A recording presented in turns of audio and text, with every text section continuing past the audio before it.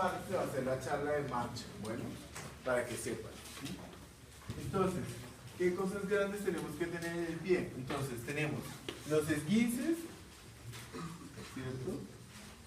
Y las fracturas del cuello de pie. ¿Quién es el cuello de pie? Pues obviamente la tibia con el peroné. Aquí está el talo, pero el principal problema son la tibia y el peroné. Los esguinces se dan ¿por qué? Pues por un trauma.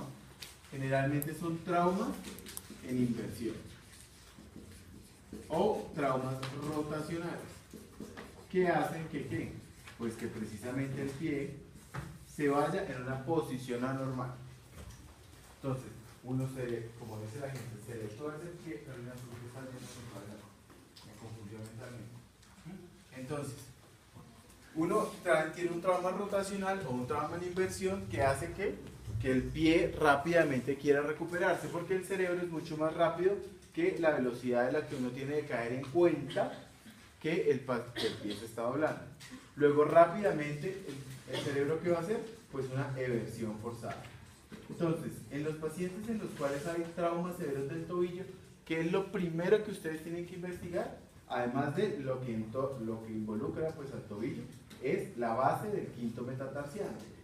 Porque, como ahí llega la inserción del peroneus brevis, si el paciente hace un trauma muy severo en el tobillo, puede arrancar la base, luego puede tener una fractura de la base del quinto metatarsiano, que es una fractura de Jones, que fue la que tuvo James, ¿cierto? Entonces, esos pacientes, por eso entonces uno tiene que examinarlos muy bien. Entonces, hay una cosa que se llaman los criterios de Ottawa. Son los criterios de Ottawa que dicen en qué momento ese paciente en el cual tenemos un trauma en el tobillo va a ser necesario hacerle una radiografía pensando que tenga alguna cosa adicional. ¿De qué va a depender eso? Pues obviamente de la edad. Un paciente mayor pues tiene una mala calidad ósea, pues dependiendo de la edad, dependiendo de la funcionalidad y dependiendo del examen clínico. Como son los pacientes como tienen traumas severos en el tobillo, muchas veces uno los toca y les duele mucho, no son tan fáciles de examinar. No le podemos hacer maniobras exóticas, ni mucho menos, ¿sí? Uno parte básicamente de la clínica local que tenga ese paciente. Entonces, si nosotros tenemos una pierna, ¿sí? Esto es una pierna vista de frente, ¿no? Por eso no se le ve el pie, pero por acá están los dedos, ¿no? Para que no se traumatice. Y el tobillo está en esta zona, ¿sí? Entonces, ¿nosotros qué vamos a ver? Nosotros vamos a ver edema, solamente edema. Paciente iba caminando, iba en un tacón de cuaricha, se le devolvió el pie, ¿cierto? Y se cayó. Pues a no ser que tenga una patología ósea exótica, ¿cierto? O puso el pie en una canaleta, o si iba bajando el bus, o sea, un trauma poco severo y tiene edema y tiene un poco de dolor y le molesta un poco al caminar, pues posiblemente este paciente, pues ¿qué tendrá? Pues un esguince grado 1, tiene un edema localizado muy puntual sobre la zona de los maléolos, que no ocasiona una disrupción de la marcha, que pues puede cojear obviamente, pues porque a uno le duele y demás, pero no tiene nada dramático. ¿Qué pasa si este paciente tiene un edema mayor? O sea, un edema que sobrepasa los maléolos, que involucra el pie, ¿cierto? Un edema que involucra el pie, está superior a los maléolos y puede tener equimosis, bien sea en el maléolo medial o equimosis en el maléolo lateral. Pues ya tenemos un trauma un poquito mayor, el paciente iba manejando, frenó, se le cayó la moto sobre el pie, ¿cierto? El paciente salió de pronto en una bicicleta y lo golpeó otra bicicleta y se cayó. O sea, son traumas que no son dramáticamente complejos, pero pues que sí ya nos hablan de una energía un poco mayor. Entonces tendríamos un esguince grado 2. Este paciente generalmente ya no puede apoyar mucho el pie, llega como una cojera muy dramática, cada vez que apoya llora, bueno. ¿Qué pasa si nosotros tenemos ahora un edema que involucra toda la pierna, con un gran hematoma que supera completamente los maléolos y el paciente no puede apoyar? Pues ya estaríamos enfrentados a un esguince grado 3. Clínicamente, además, hay hallazgos morfológicos del examen. Lo que pasa es que en este momento del trauma no los vamos a poder hacer, porque los pacientes con esguince grado 3 ya tienen unos bostezos severos, ¿cierto? Ya uno puede hacer una apertura de la parte interna, la parte externa del tobillo, dependiendo de lo lesionado. Pero pues en el momento agudo del trauma pues no lo pueden hacer porque al paciente le duele un montón. ¿Qué vamos a hacer entonces con este paciente? Si al examinarlo además tenemos dolor en la base del quinto metatarsiano, si al examinarlo vemos que el paciente tiene una deformidad, no el edema, sino que tiene una deformidad, este paciente le tenemos que hacer pues una radiografía del tobillo. Si además tiene dolor en la base del quinto metatarsiano, pues tenemos que hacerle una radiografía del pie. Pero no a todos le hacemos radiografía del pie y radiografía del tobillo, ¿sí? Solo a aquellos que se justifique, pensando que tengan adicionalmente una fractura, porque ya no saldríamos del rango del esguince, ¿cierto? Si el paciente tiene una fractura, ya no es un esguince, es una fractura. ¿Qué le vamos a hacer a este paciente si definitivamente tiene un esguince? ¿Qué le vamos a hacer? Valentina, ¿cómo se llama el protocolo? Saqué un protocolo descrito desde tiempos inmemoriales, casi como desde Galeno. ¿Cómo se llama? María Fernanda. Se llama RAIS, bueno, como arroz, súper breve. Entonces todos que comen arroz, como unos pollos. Entonces, rest, ice, compression, elevation. Entonces, reposo, hielo, compresión, o sea, la inmovilización y la elevación de la extremidad. ¿Cómo le hacemos el reposo? Pues que no apoye. ¿Cómo le colocamos el hielo? Pues con el hielo se lo coloca. ¿Cómo le hacemos la inmovilización? Entonces, aquí hay mucha discusión, pero en principio, un vendaje de Jones es más que suficiente, o sea, un vendaje bultoso. Recuerden que un vendaje bultoso involucra que uno utilice muchas vendas y muchos elásticos. Pues tampoco 14, ¿no? Pero sí por lo menos unos 3 o 4 por el tobillo, en el cual uno coloca todas las capas de algodón y luego el elástico, ¿sí? No algodón elástico, algodón elástico, algodón elástico, no, eso es demasiado javeriano y eso no sirve para nada, ¿sí? Es toda la inmovilización con el vendaje bultoso, toda la inmovilización y luego el elástico. La inmovilización involucra eso, ¿no? Que se quede quieto. No es un elástico y un algodón. Eso sirve para nada. Tampoco es, si tenemos la pierna, entonces, tobillera de vendaje bultoso, ¿sí? Eso es hediondo, asqueroso, inmundo, desagradable, de quinta.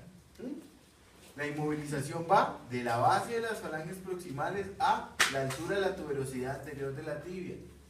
Siempre va la inmovilización igual. No podemos hacer, voy a colocar una botina de algodón, o voy a colocar una mini rodillera cuando es un bultoso en la rodilla, o sea, gas.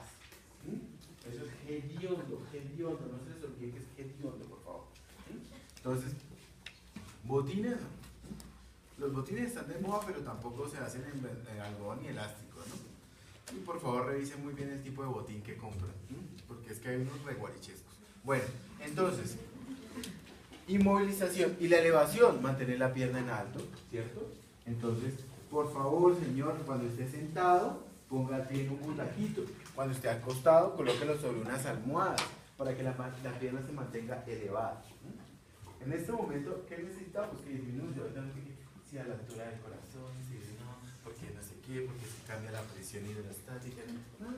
¿Sí? Manténgalo elevado. ¿Sí? Ahora, si el paciente está de pie y le dicen que a la altura del corazón, pues a no ser que el man haga yoga o alguna cosa y mande la pierna hasta la altura del corazón, no van a poder utilizar ninguna otra cosa para eso. Entonces, férula. ¿Qué piensa de la férula, Feraz? ¿La usamos o no? ¿Feraz vino o todavía está ahí arriba? ¿Todavía tiene R? No la utilizamos. ¿No la utiliza? ¿Por qué? Pues porque yo utilizaría la férula en caso de que hubiese fractura para evitar que haya un desplazamiento de los segmentos. ¿Qué piensa Mercedes? ¿Está de acuerdo?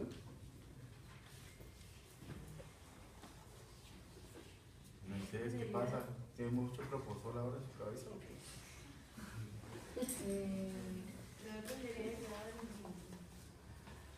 Básicamente sí. En los pacientes que tienen unos esguinces grado 3 muy complejos, uno puede llegar a utilizar la férula, sobre todo en qué pacientes, en aquellos que vemos que no hay una comprensión adecuada del proceso, porque este paciente no puede apoyar, este paciente tiene que mantener la pierna en alto. Pero hay muchas personas que son muy necias y no entienden la gravedad de lo que va a pasar. Porque cuando uno tiene un esguince, ¿qué se lesiona principalmente? El primero que se lesiona de todo siempre es el peroneo astragalino anterior, ¿cierto? Se lesiona como en el 90% de los casos. Pero de ahí hacia atrás se pueden lesionar los otros dos, que son el peroneo calcáneo y el peroneo astragalino posterior. Y además se puede lesionar el deltoideo. De modo que si uno tiene una lesión muy severa, puede tener todo comprometido y el paciente queda con una inestabilidad crónica del tobillo. Nunca arriesguen las cosas con base en cumplir un sueño que no se ha consolidado, ¿sí? Es decir, no es que dejen de soñar, ¿no? Ahí dice las cartas a José María, soñaréis y os quedaréis cortos. Pero, hombre, es que toda mi vida he soñado con jugar fútbol, entonces me lesioné en un partido y entonces me vendé como un loco de mente y seguí jugando y al otro partido otra vez me lesioné y al otro partido otra vez me lesioné. Total que al cabo de un mes el paciente ya no tiene tobillo. Entonces ya ni fútbol ni caminar, ¿no? Eso sí, ¿por qué? Entonces, ojo con esto. Entonces, este paciente, después, ¿qué deben hacer? Pues un control. ¿A cuánto tiempo? A los 15 días que haya ligeramente desinflamado para que ustedes puedan volverlo a evaluar y mirar a ver si el paciente tiene adicionalmente una lesión importante que requiere otra cosa. ¿Qué deberían ustedes encontrar? Inestabilidades, o sea, o cajón anterior, o un bostezo lateral, o un bostezo medial, que justifique pensar que de pronto el paciente puede requerir una reparación quirúrgica. Para lo cual, cuando tiene esos hallazgos, solicitan una resonancia para mirar la gravedad de la lesión. La resonancia no es para saber qué tiene. Recuerden que las resonancias son para planeamientos quirúrgicos.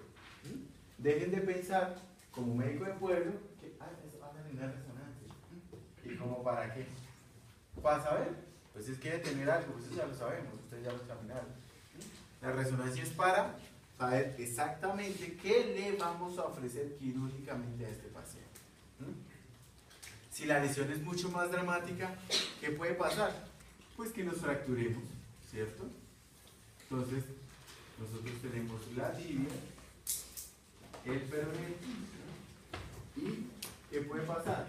Que uno tenga una energía de trauma tan severo que o tenga fractura acá, o tenga fractura acá, o tenga fractura allá. Que tenga o fractura acá, o que tenga fractura acá, o que tenga fractura atrás. Es decir, que tenga o fractura acá, adelante, o fractura atrás, posterior, ¿cierto? Manuel Herrera, ¿cómo se llama la tuberosidad anterior? ¿No es Manuel hoy? Ah. Pero esa no es hacia proximal, la tuberosidad anterior de la tibia. El mareo es lo anterior. Ah, Estamos en el tobillo. Tibia, ahí está. Bienvenida. no, ese ¿Cómo se llama? ¿tuberosidad de Chaput? De Chaput. El chavo está ya murió todo, ¿sí? Entonces un Chaput. ¿Cómo se llama la fractura del Chaput? Diana Moya.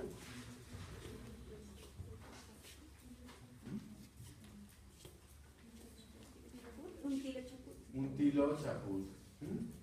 Entonces, o fractura del posterior, entonces por eso tenemos 4 malévolos, ¿no? 1, 2, 3, 4. Cualquiera de esos se puede lesionar dependiendo de qué, dependiendo de cómo está el pie en el momento de la lesión y cómo vamos a ponerlo después, ¿cierto? Entonces, cómo está el momento de una agresión y cómo vamos a después encontrar realmente ese pie. Entonces, hay una clasificación que se llama la clasificación de Lauhansi, ¿cierto? También está la clasificación de Weber. Todas las clasificaciones nos sirven siempre y cuando. ¿Para qué nos sirve una clasificación? Siempre y cuando nos dé pronóstico o tratamiento. Entonces, algún ser me escribió en el quiz, es que yo no sabía las clasificaciones. Listo, súper breve. Solo que, si me hubieran colocado luxación acromoclavicular, solo había 2 opciones, 2, 3 o 5. Luego, no colocaron eso, luego ni siquiera sabían que era una luxación acromoclavicular, porque además les valía la 3 y la 5. Entonces, no me vengan con ese cuento tan de quinta, que, ay, no sabía la clasificación. ¿Y qué? Si hubiera solo 2 o 3 respuestas, serían rotación acromolecular. Entonces, la